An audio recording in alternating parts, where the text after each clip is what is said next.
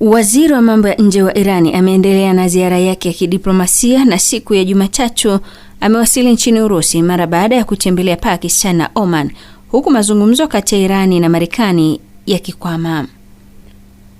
Abbas, ambaye anatarajiwa kukutana na Rais Putin kujadili kuhusiana na mzozo huo, ameilaumu Marekani kwa kukwamisha mazungumzo ya moja kwa moja huko Pakistan kufuatia hatua ya Rais wa Marekani Donald Trump kufuta safari iliyopangwa nchini Pakistan ya wajumbe wake Steve Witkoff.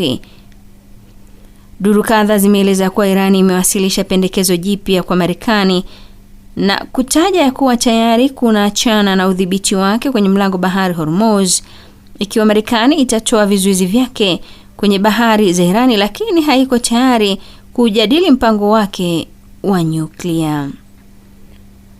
Hata hivyo, pendekezo hilo lina nafasi ndogo ya kukubaliwa na Rais wa Marekani Donald Trump.